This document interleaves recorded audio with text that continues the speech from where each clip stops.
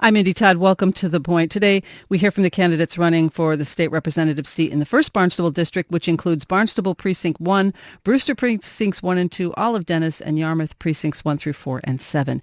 The Republican candidate is Tim Whelan. Good morning, Tim. Good morning, Mindy. Thank you for having me. The Democratic candidate is Elisa Zawadkas, who isn't here yet. We're thinking hopefully she's just stuck in a little bit of traffic, so we're gonna start with Tim. But just a reminder of our format for when Elisa does arrive: up to 2 minutes for opening and closing statements, up to 2 minutes for responses to questions, which we will alternate, 30-second rebuttals, and for listeners, you can pose questions by calling 866-999-4626 or shoot us an email, thepoint@capeandislands.org. And Tim, why don't we start with your opening statement? Sure. Thank you very much, Mindy, and thank you to your listening audience for your interest in this race. My name is Tim Whelan, and I'm asking for your vote on Tuesday, November 4th. I've been married to my high school sweetheart, Lisa, for 24 years. Together we have stood side by side and fought the battles that so many working families fight while trying to balance the demands of parenting, careers, time, and money. We're heartened to see that our two beautiful daughters, Maggie and Katie, have grown into such strong and brilliant women as they move successfully through their college years. Their success is our success, and Lisa and I are very successful indeed. My dad was a public school teacher, and my mom was a registered nurse. The lessons they taught were lessons of compassion, hard work, and integrity. These lessons were taught mostly by example in the lives that they led. I have served my nation and my community for over 26 years as a correctional officer, a Massachusetts state trooper, and as a United States Marine. I've served as a member of the Governor's Task Force on School Safety and Security, working with 3 members of Governor Patrick's cabinet as well as professionals from mental health, public safety, and education to help establish a framework schools can use in order to ensure the safety of their students. I'm a member of the Brewster Council on Aging, working alongside other dedicated people from my community to help improve the lives of our growing population of seniors. I have also served the children of my community as a girls basketball coach, coaching town rec, travel, AAU, and JV girls basketball at Nauset High. In asking for your vote to go to Beacon Hill and serve as your next state representative, I want you to know that I will be going there with a briefcase chock full of life experiences. Why is this so important? Because experience matters, and I believe that I am the candidate with the experience and track record of decades of public service to be your best advocate on Beacon Hill. Please vote November 4th to send me to the State House so I can get to work for you. Please vote for Tim Whelan. And Elisa has arrived. Good morning, Elisa. I'm sure the traffic was a little bit of a problem for you this morning. Yes, it was. I'm very sorry. Oh, no worries. Late. Take a deep breath. Yeah, trying to get these bigger. Yeah. Just pull that down right here. All right. And so, you can put the headphones on in a couple of minutes. Why don't we start with your all right. your couple of minutes for your opening? You want to take your jacket off? You okay? Sure. Yeah, we'll take our jacket off. Get situated. It's kind of nerve-wracking. You know, you're running late. I know. I'm sorry to interrupt you in the middle of your opening. Okay. Not a worry at all, Elisa. Okay. Don't We're you glad worry you one bit. made it. All right. Thank you. So, Elisa, welcome and give us your opening All right. statements. Thank you. Thank you, Mindy. As always, it's a pleasure to be here, and I'm sorry I was running a little late this morning in the traffic. But anyways, the primary election was a contested one with 2 other candidates, and there was 25% turnout, and I received almost 60% of the votes. And I just want to take this opportunity to thank those people who voted for me in the primary and showed an overwhelming amount of support. I love the Cape. I love the people here. I grew up here. This is where I'm from. I've lived here since I was 5. I attended the Nauset school system. My mom taught there actually for 25 years, and that gave me the opportunity and the foundation to go on, and I attended Deerfield Academy where I graduated high school, and I played basketball, Division I basketball at the College of the Holy Cross, where I was the captain my senior year. And from there, I knew I wanted to help people, and the way that I thought to do that would be to attend law school. That's what I did. I went to the New England School of Law in Boston, received my JD, and I returned to the Cape to help and fight for the people of Cape Cod. And I've been growing a law practice for the past 8 years in Orleans, but serving the whole 1st Barnstable District and the Cape. And I'm a resident in Dennis. I've been a homeowner there for 7 years, and I've had the honor and privilege of serving on the Dennis Zoning Board of Appeals. And for the past 5 years. Very committed to this community and fighting for the people and the businesses here. I'm a small business owner. My father and I have a law practice together, and I've been fighting for people through my professional service and also on the zoning board, helping solving problems. That's what I'll do. And I appreciate the opportunity to be here and tell you more about why I'm uniquely qualified for this position. All right, thank you. Thank We're going to you. start, and we're going to alternate who answers questions first. So since Tim went first with opening statements, we're going to start, Elisa, with you. Sure. And let's start with economic development. What are your thoughts on recruiting and retaining good jobs? That's a great question. And I have a really positive and optimistic outlook on the economic development possibilities in this community. And I look to examples like Dennisport, where there's been a revitalization. We need to encourage more entrepreneurship, and by giving tax reliefs or incentives to start businesses here. And I just saw in the Cape Cod Times yesterday that there's an aviation program. We got a federal funding for $250 million to do that at the college. Those are great examples of what can be done when we harness the energy. We're in a position here, there's a lot of opportunities that we could tap into that we haven't from state level, getting there's resources available to help us grow our economy here. Cape Cod Young Professionals is taking the reins on some issues, and as far as starting a mentor program where they got funding for it. So tapping into federal and state funding to grow opportunities here. They've also started a civic engagement workshop to get people engaged, to keep young people on the Cape. I'll be the strongest voice to help keep young people on the Cape, which will be a good boost to the economy and will benefit the community as a whole. All right, thank you. Tim, same question. Sure. Thank you very much for the question, Mindy. I look at the issue of economic development here on the Cape as being how the state interacts with our small business community, because the Cape is driven by, as the rest of the Commonwealth is driven by small business. Small business employs 4 out of 5 people in our workforce. I think that some of the issues that are facing our small businesses down here, the one that in particular is, I believe that there's government overregulation that restricts the growth of these small businesses. Some of the examples of those would be our small business are being hit right now all at the same time with the Affordable Care Act. There's a move right now in the ballot question for the sick leave. There was the increase in the minimum wage. And I'm not saying that I'm against any one of these individually, but all of these are falling on business at the same time, and I think that that's hurting employment opportunities here on the Cape. I signed on a long time ago to the Small Business Bill of Rights, and that's received an awful lot of positive review from the business community here on the Cape. There are many tenets to the Small Business Bill of Rights, but one of those that I think makes perfect sense is to have a 5-year look back and see if any new regulations that were imposed had unintended consequences. And if so, then they would be a look to repeal or revise that regulation. I've also received the endorsement of the National Federation of Independent Business, which I think also is a statement to the people of the 1st Barnstable District that I will be a strong advocate for our businesses.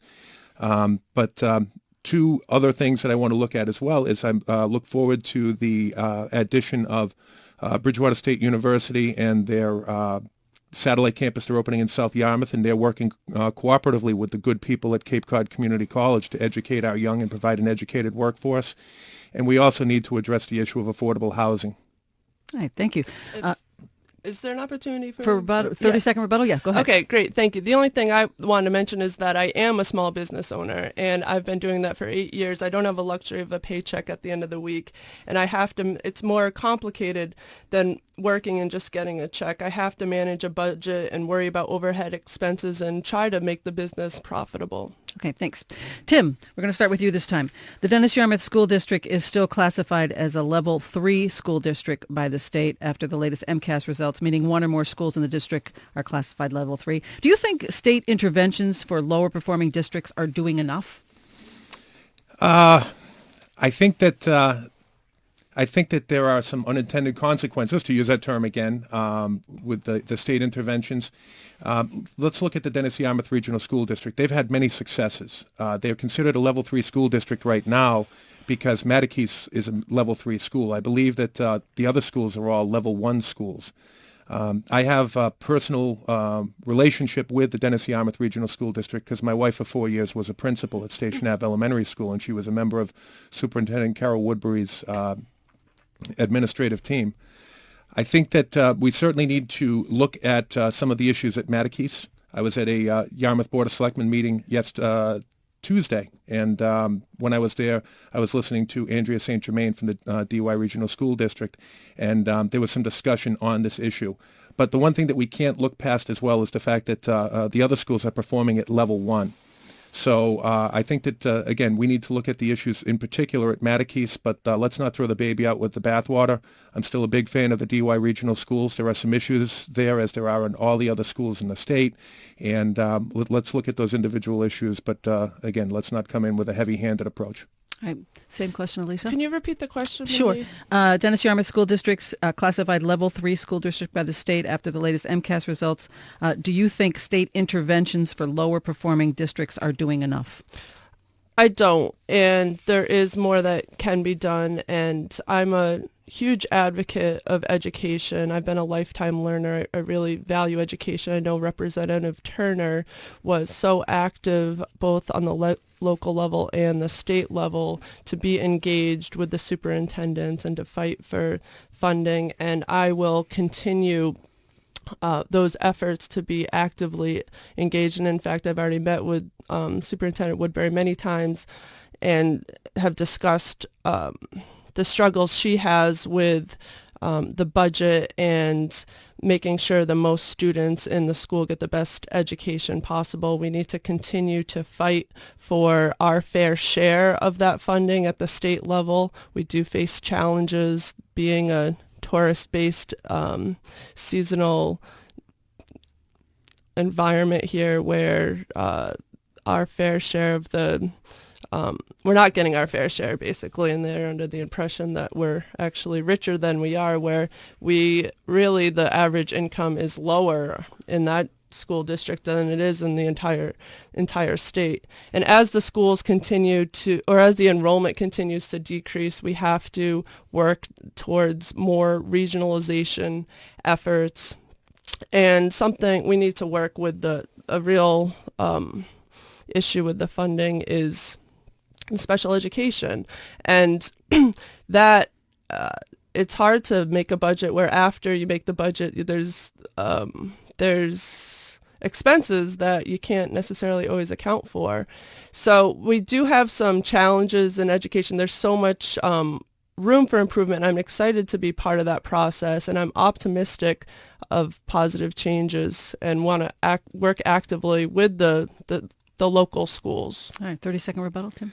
I just wanted to add that one of the things that we have to consider, too, is in my last meeting with Carol Woodbury, she had mentioned to me that this is the year that the DY schools have passed a threshold where 50% of their school population are now what they call the free and reduced lunch population. And that also needs to be taken into the equation as well. It's being viewed and treated by many as it being a suburban school district, but in many ways DY has many urban features to it. We are talking with the candidates running in the 1st Barnstable District for State Representative, Elisa Zawadkas and Tim Whelan. 866-999-4626 is our toll-free number if you would like to pose a question to the candidates. We ask that you pose the same question to both candidates. Our email address is thepoint@capeandislands.org. We'll talk more after a break. You're listening to The Point. It is the first of our general election debates with the candidates running for state representative in the 1st Barnstable District. The Democratic candidate is Elisa Zawadkas. The Republican candidate is Tim Whelan. 866-999-4626 is our toll-free number if you would like to pose a question to the candidates. 866-999-4626. Our email address is thepoint@capeandislands.org. Elisa, we start with you this time. Wastewater, of course, an issue facing Cape Cod. Do you think this is an issue we should be tackling as a region? Should towns go it alone, or do you see another solution? We absolutely need to tackle this issue both regionally and locally, and there's no way around it one way or the other, the way I see it. On a regional level, it's necessary to have state and federal funding in order to lessen the financial burden for our citizens, because the financial cost of this is going to be very large, and we're fortunate to have the Cape Cod Commission, who's working hard to give us options for how to deal with this. They had the 208 come out, and I know a report come out, and I know there's public hearings which is fantastic, I think, because it gives the towns and the residents the opportunity to weigh in on what is the best method for their particular town. And it really can't be town by town. It needs to be by estuary, because the estuaries don't stop at the town lines. And each estuary is going to have a solution that's unique in and of itself. So it can't be a one-size-fits-all, because each one is unique. But in order to keep the burden, the financial burden down, we need to have a regional approach. This is the most significant threat to our environment and to our economy, being a tourist-based economy. And the fact of the matter is, we do need to do something about it, because we have the federal courts breathing down our neck, and we don't, and something needs to be done one way or the other. So I'm excited. I'm optimistic, because we have some great, intelligent, creative leaders and legislators, and that's what it requires to tackle issues like this. Senator Wolf is a great example of, I hear him talk about it, and how that was the reason he decided to run, to help with this issue. And I'd love to be part of helping that. Thank you. Tim, same question. Thank you, Mindy. I had an opportunity to do some reading on the 208 plan that's been offered by the Cape Cod Commission. I was reviewing their executive summary. And the concern that we have, that many people are aware of, is the nitrogen load from septic systems, and that nitrogen load into our ponds and estuaries. I live on a pond in Brewster, so this is of particular concern to me as well on a personal level. The Safe Water Drinking Act regulates local water districts and tests for 83 different contaminants, and that's just one of the many federal and local acts that, as Elisa was mentioning, causing the courts to breathe down our neck. The 208 plan that the Cape Cod Commission has currently offered has 5 basic principles: that it's watershed-based, not using town lines; that it leverages existing local plans for data. They do some data mining from those plans as well. All solutions are considered. There are new technologies that they want to look at, as well as new strategies in attacking this issue. It sets discussion parameters to watersheds. And lastly, they state that there are cost considerations. They consider cost in every part of the process as well. And I applaud the Cape Cod Commission for their work on this, because, again, we do have to approach this on a regional level. But there are some concerns that I have going forward with this, and the first is the affordability. The betterment fees are an example, and the expense that that's going to cause to working families and people living on fixed incomes, and also the increased taxes and user fees associated. Our municipalities are stakeholders, but how much of their local control is lost once we regionalize this? I view it that my job as a legislator is to support and encourage the discussion and cooperation on this, and to go and fight on Beacon Hill every day to get the resources to make this an affordable iteration for our neighbors and for our friends. All right, thank you. All right, Tim, we start with you this time. Cape Cod has an opiate addiction problem so severe it's been labeled an epidemic. This has also led to a rise in property crime. Of course, this is not a problem unique to Cape Cod, but we consistently lead the state in opiate addiction numbers. How would you propose we address this issue? Sure. I'm running as a Republican, and I'm going to sit here and I'm going to applaud the efforts of our Democratic Governor, Deval Patrick, on this. Governor Patrick established the beginning of the year an opiate task force, and they came up with several recommendations, and we're following through with those. A lot of them have been followed through legislatively, but I believe not to the extent they need to quite yet. I also applaud the governor for his effort to ban the distribution of Zohydro, which is it's a new opiate-based painkiller, which is basically OxyContin on steroids. We think we have an addiction problem now, Mindy. It's about to get worse with the distribution of Zohydro. The progression of opiate addiction begins with either gateway drugs such as marijuana, or people that are using opiate-based drugs for pain management. When addiction occurs, they end up spending $30 to $40 on the black market to get pills. Heroin's $5 a bag, so it becomes an economic issue for them. this is a personal issue to me as well, having spent all my career in law enforcement. One of the last official acts I was called on to do as a state police officer was to hold a woman's airway open who had overdosed on drugs, and I held her airway open until the fire department arrived and revived her via the use of Narcan.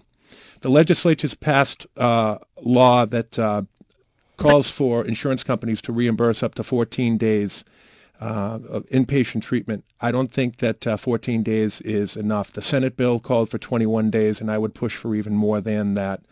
But at the end of the day, what we need is we need more beds. We need more treatment beds, and I'm open to suggestions. I've worked with Representative Randy Hunt on this, and he's served as a mentor to me, and I'm going to be fighting every day to get those beds and get the professionals that we need to help cure this problem. Elisa? Thank you. I've seen firsthand, as I've been growing my law practice for almost 8 years now, addiction. I'm in the courts. I represent people who struggle with addictions, and I work firsthand with the families of people who have loved ones who are struggling with addiction. So I've helped them in some capacity to solve those problems or to help get through hurdles in their lives when they're suffering.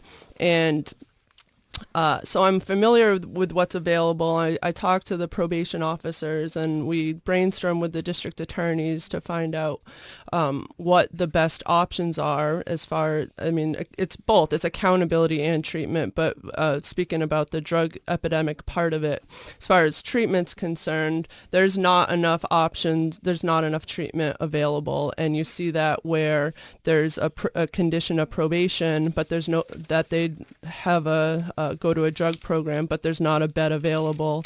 Or the most telling example I see is with the Section 35s, which is where a family member could have someone committed because they're concerned for their drug addiction and what they'll do to themselves or the community.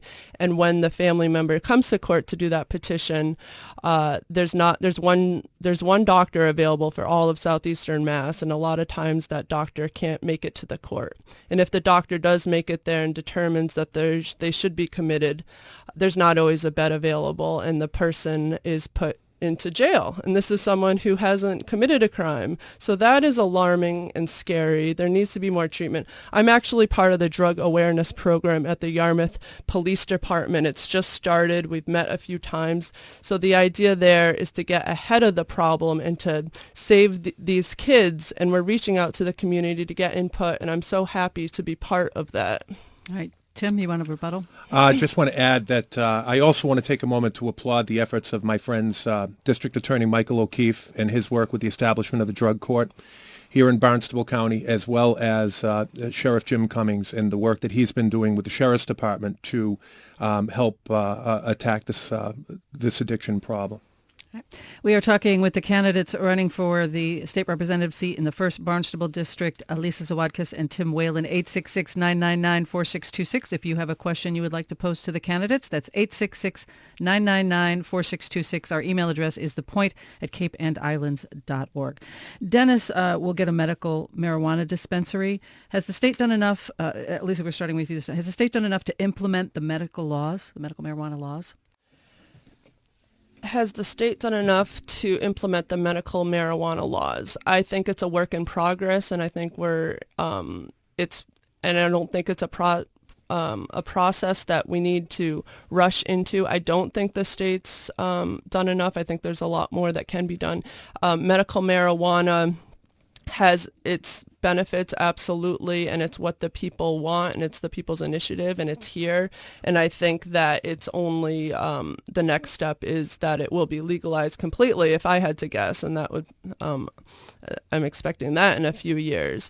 But it is important that it be regulated and controlled, and that law enforcement is ready to deal with it. And it has the process so far has been slow moving. I think that one concern, so to answer your question, I don't think there's been enough done. I do think it's here. I think there are benefits. And one thing that in my practice I see is OUI operating under the influence of marijuana. So that's one thing that is a red flag in my head. We need to be ready to prepare the law enforcement and the district attorneys to prosecute those cases. And I don't think that system's set up yet. And so I know in other states they have more drug recognition experts which are trained and qualified to identify people who are under the influence of marijuana opposed to alcohol. And right now when there's cases where they're charged with that, a lot of them are dropped. So with more marijuana coming into play in the community, we do need to better prepare our law enforcement and our laws. So especially with the seniors who are mostly, I think, concerned and reluctant about this, we need to keep that into consideration. Thank you. Tim? Thank you, Mindy. I have friends of mine that use medical marijuana as part of their pain and their recovery process. A couple of friends of mine that I lost recently due to the scourge of cancer. So I'm not opposed in any way to medical marijuana. Who am I to walk a mile in their shoes and decide what they're going to need so that they're able to keep their meal down or to help keep the pain somewhat manageable? But my concern is the overprescription of medical marijuana, because we're already seeing it with the opiates and with Percocets and every other prescription medication out there. I also have concerns with the way the state went about their licensing and their investigations of the people that applied for the licensing. It's been well reported that there were some skips along the way, and there were certain people that were gifted with multiple licenses for dispensaries. And let me state unequivocally that I oppose the full legalization of marijuana, because I've seen in my years of law enforcement that marijuana too many times becomes a gateway drug until our young move on to the next best thing. I also have severe concerns with OUI drugs. As was mentioned earlier, we have DREs in the state, drug recognition experts, but I've dealt with them firsthand. There are not nearly enough DREs in the state. The licensing for them is it's so difficult. It's hard for them to maintain their certifications.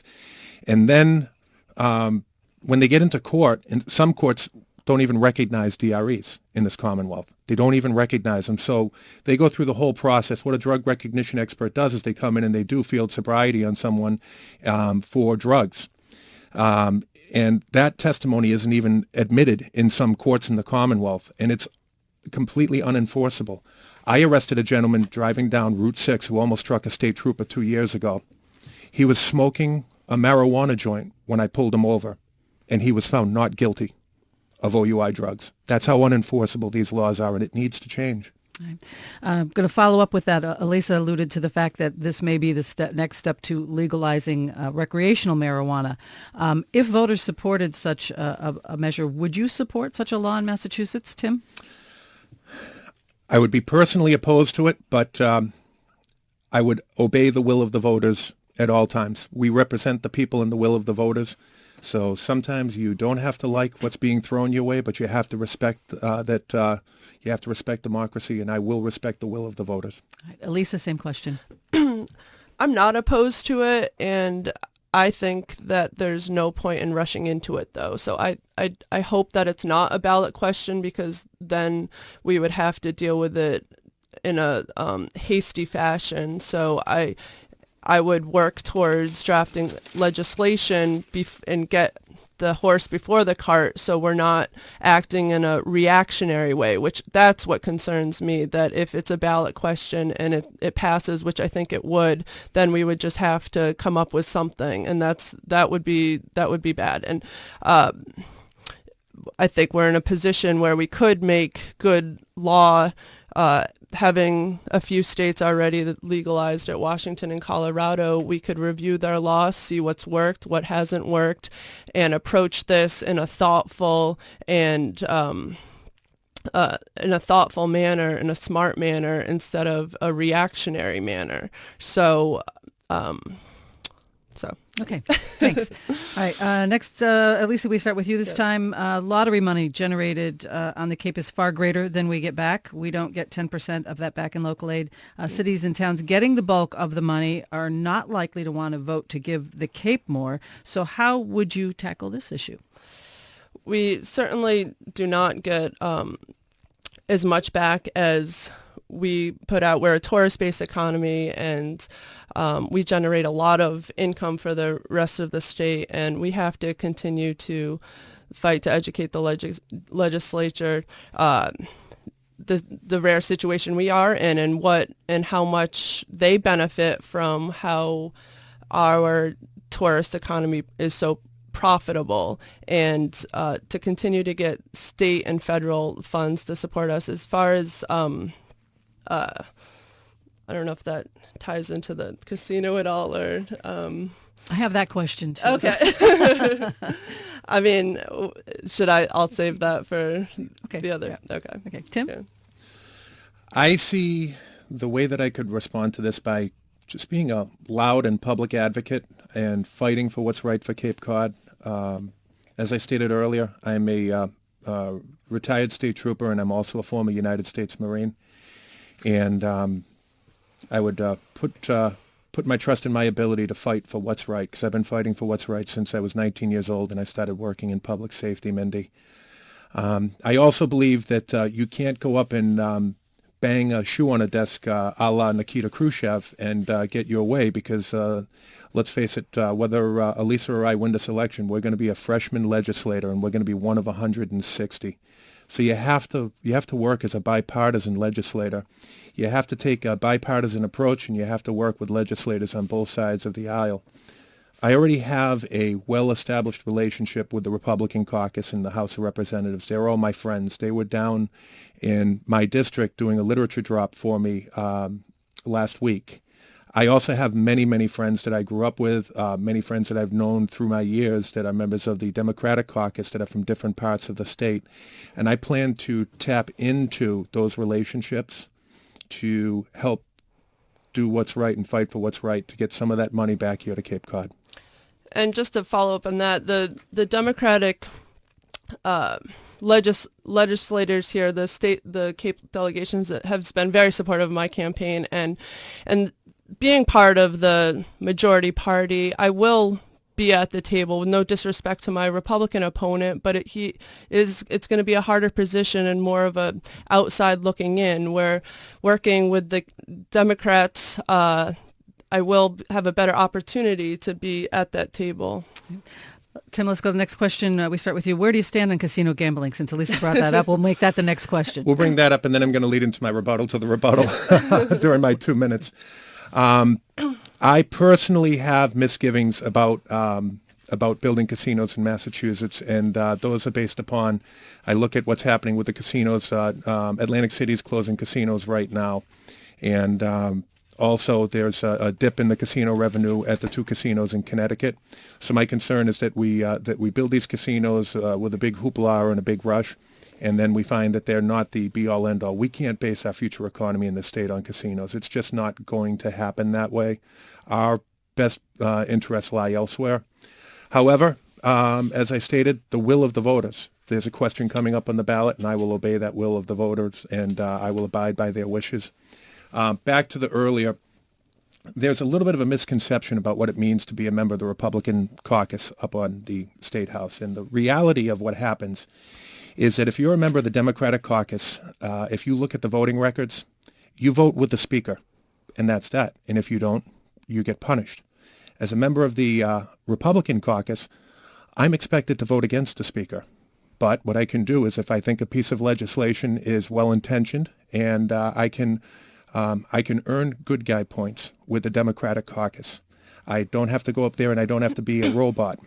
One of the people that's a very close friend of mine who's a Republican legislator up there has told me that it's almost sad to see when you look at the board and the lights go green or red for yay and nay on a vote, that the majority of the Democratic caucus waits until they see which way the Speaker's light goes. If it goes green, then all the Democratic legislators' lights fall green like dominoes. If it goes red, they all fall red like dominoes. I plan on going up to Beacon Hill and being a free thinker and a hard worker for the people of the 1st Barnstable District. Thank you. Elisa? Well, we have that in common, because I also plan on being a free speaker or free thinker and a hard advocate. And unfortunately, there probably are some robots in the Democratic Party, but I think my grassroots campaign has demonstrated that I will support this. The people, I have no intention of being a robot, and I can't imagine being that way. I approach everything in a thoughtful manner, and I'm open-minded, regardless if you're a Republican or a Democrat or independent. And that's why even the endorsement process has been a little challenging for me, because I'm not willing to commit when something's speculative or ambiguous. I need to know what's in front of me, and I'll call it the way I see it. Now, as far as the casino issue is concerned, I could understand why it got put on the became a law, because it was during a recession, and it was a solution to the economic problem. But the truth of the matter is, it's not the answer to a good economy. And the states that have casinos have demonstrated that, because they have some of the poorest economies. And then we have the social consequences that are very concerning to me, of addiction and of crime, and that increasing. And even I've heard some people say, well, it's not going to be on the Cape. But there's no question about it that, and I've gone to casinos, it's enjoyable, but is it the right economic best solution for generating revenue? And absolutely it's not. And even if it's not off Cape, it will trickle down, and we'll see slot machines, and it's only a matter of time where we're going to be seeing the consequences, maybe the unintended consequences of the negative effects that the casino would have in this community. And I'm open-minded, but if I would have to vote today, I would vote to repeal it. All right. We are talking with the candidates running for the state representative seat in the 1st Barnstable District, Elisa Zawadkas and Tim Whelan. 866-999-4626 is our toll-free number if you would like to pose a question to the candidates. Our email address is thepoint@capeandislands.org. We'll have more after a break. You're listening to The Point. We are talking with the candidates running for state representative in the 1st Barnstable District. The Democratic candidate is Elisa Zawadkas, and the Republican candidate is Tim Whelan. 866-999-4626 is our toll-free number.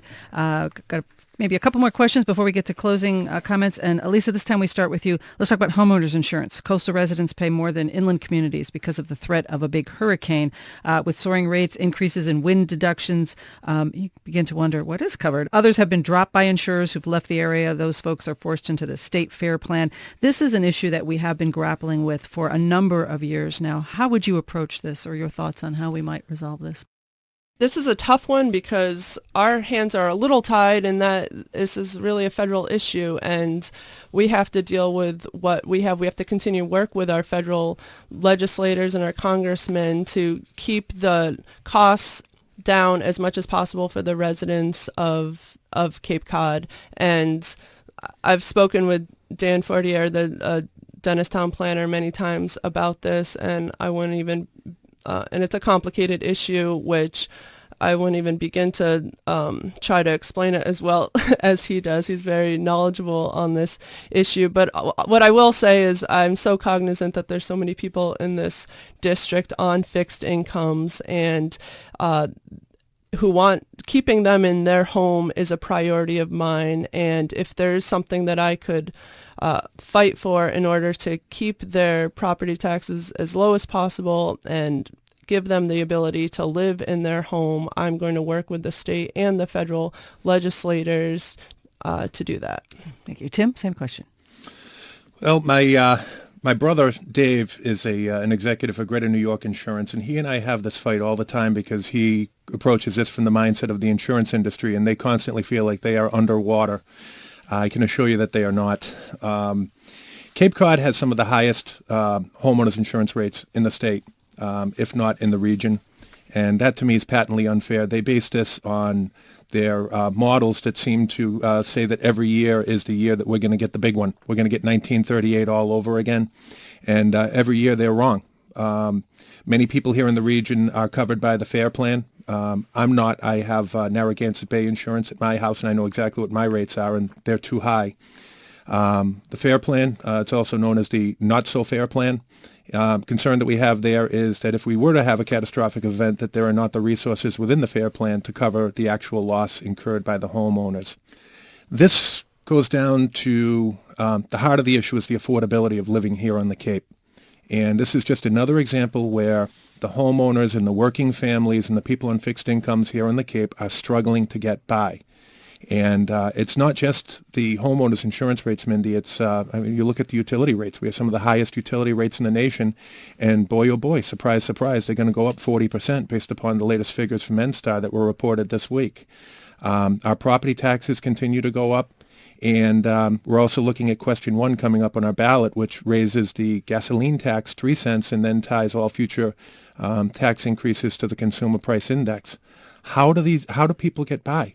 Again, we have a large retired population here in the First Barnstable District. Cape Cod has the largest elderly population of any county north of Scranton, Pennsylvania, and many of these people are on fixed incomes, and we need to do what's right for them and fight for them. Right. Tim, this will be the last question. Earlier this year, Senator Mark Pacheco unveiled a bill that would require future governors to develop plans for defending the state against climate change. What are your thoughts on going forward and how we address climate change? Well, I think that I am a fan of renewable energy, Mindy. I'm a big fan of renewable energy. I will say that I'm not a fan of Cape Wind, but I am a fan of pursuing any and all available renewable energy resources that we can find. Fossil fuels are not our future. It's not an infinite resource, and to get fossil fuels, in many cases, we're sending money overseas to people that want to kill us. So I want to look to support the renewable energy industry here in Massachusetts, and pursue any and all available opportunity that we have to try and add more energy to the ISO grid, because we're looking at they closed the power plant in Salem. We're looking at closing the Morant power plant in Sandwich. They're going to be closing Brant Point in Somerset. And we also are pushing toward closing the Pilgrim Nuclear Power Station, and we need to replace that energy production into the grid. Is renewable energy going to replace all that? No, I don't think so, but maybe a combined effort between that and also the fine work that the Mass Save program is doing with the Cape Light Compact and CVEC to help. Like they came to my house and did a study at my house, and we saved a ton of money, and our energy conservation efforts need to be supported. All right, thank you. Elisa. Do you think that the climate change is a real and serious threat that we can't ignore? And I am a strong advocate of renewable energy, and we need to continue to expand that and explore possibilities for harnessing natural energy, whether it's the wind or the sun or the water, but and we need to support initiatives to give breaks for new businesses who will use more renewable energy and work. I'm excited the Dennis landfill just did the big solar panel thing, the biggest one in the state, and that's very exciting. That was just a few days ago. So it is an issue on the forefront in this community, and we have our Cape delegation is working hard to explore more renewable energy opportunities whenever they can. And I have a great rapport with all of them, and I will work and build on their efforts.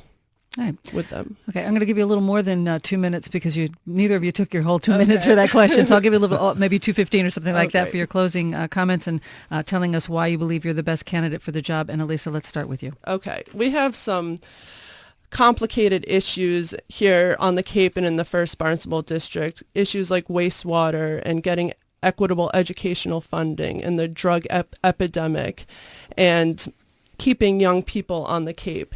And I will be the strongest advocate, and I'm the most qualified candidate to tackle these problems. I'm living proof that you could be in your 30s and live on the Cape year-round. I've grown a law practice, and all my friends are doing it also. They work at the Cape Cod Hospital. They own a yoga studio. I have a friend who owns an eco-boutique in Hyannis. I'll be a strong voice to keep on Beacon Hill to keep young people on the Cape.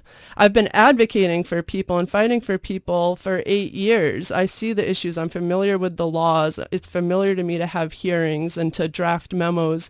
I'll be a strong advocate for the families and the businesses and the residents in this school, in this district.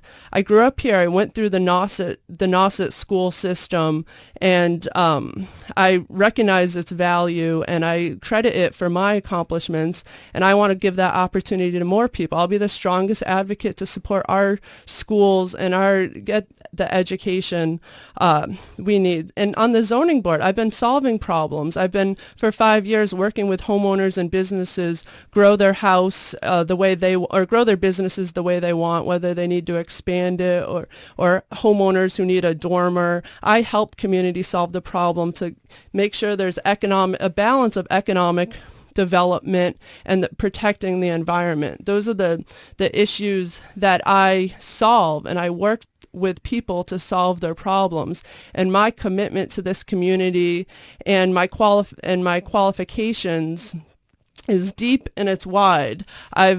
Growing up here has made me appreciate Cape Cod, and I had the Cape League baseball players live at my house, and my hairdresser now I've known since kindergarten. I'm committed to helping people and get them what they need in this district, and I will fight. I have work ethic that won't go away, and and it would be my pleasure to serve with the rest of the Cape delegation that are intelligent and motivated, and I'd be a good fit, and it'd be my honor to represent you, and I ask for your vote on November 4th. Tim? Thank you, Mindy. I'm going to be a friend because my statement's going to be much less than 2 minutes and 15 seconds. And thank you, Elisa, for joining us as well. I've gotten to know Elisa during these months on the campaign trail, and I have to say that Elisa's a lovely woman, and I appreciate what she brings to this race. This campaign season provides the voters of the 1st Barnstable District a really good opportunity to do an 8-year look back at state government, and that's an 8-year look back at one-party rule and what it's meant for the state. Do you like what you see? Do you think state government is marching in the right direction? The answer that I hear over and over from people in my district, it's a resounding no. They don't believe that this one-party rule is a healthy thing, and they're looking for a change. I hear this, of course, from registered Republicans, but I hear this from a lot of unenrolled voters, and I also hear this from an awful lot of Democrats. Since I started this campaign, I have provided voters of this district with clear statements on my positions on the issues that matter to you and to each and every one of us. It's important that you know exactly where the candidates stand on all of the issues before you go to the polls, and I'm confident enough to make my positions known to you.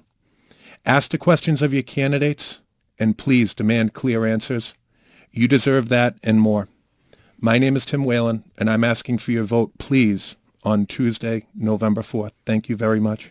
Tim Whelan and Elisa Zawadkas, candidates running for the state representative seat in the 1st Barnstable District. Thank you both so much for coming in and sharing your views with us. We appreciate that. Thank you, Mindy. Our pleasure. Thank you. And all of our debates are up on our website, capeandislands.org. You can go to the elections page and see the schedule for this is our first debate in the general election. We've got a whole slew scheduled throughout the month, so feel free to check that out at our website, capeandislands.org. I'm Mindy Todd. Thanks for listening. The Point is produced by Amy Vince, with assistance from Jenny Junker. The executive producer is Mindy Todd.